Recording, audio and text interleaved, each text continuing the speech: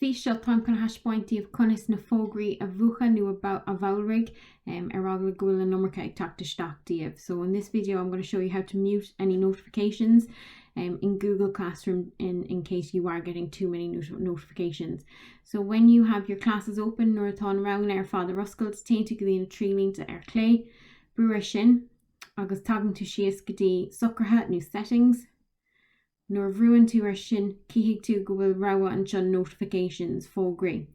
Is féidir le gach fógra a bhuacha ó thaobh ífosna de nó tá níos mó roghanna má haon tú síos an seo.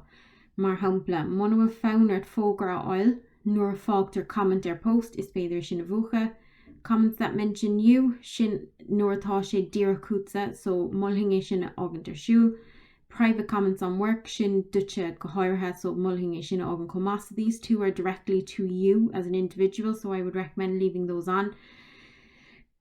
An seo tá cín ó haobh na ranganna de, so work and other posts from teachers, so seo nuair chuir múntóirí suas obair, so this will be if teachers put up work, this will be if teachers return work, so you may want to turn that off. Invitation to join class as a student, due date reminders for your work. So is féidir sin a bheith ar siúl nó a bhuacha is suas fuatsa cumlan.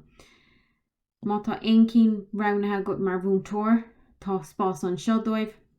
Nu is féidir le iad a bhuacha mar shampla is sa clubgreen grafadóireachta ní obair bheith a gceiste sin is rud eiscriclear tá ann, béidir go mbeadh fánart é sin a bhuacha, ach béidir mbeadh fánart an ólaíochta ágant ar siúl mar tá obair a gceiste sin. So you might want to turn off some of your extracurricular classes, and you might want to leave on some of your academic classes. It's completely up to you. This will help alongside the journal, using the journal to jot down what's to do. Gur maith.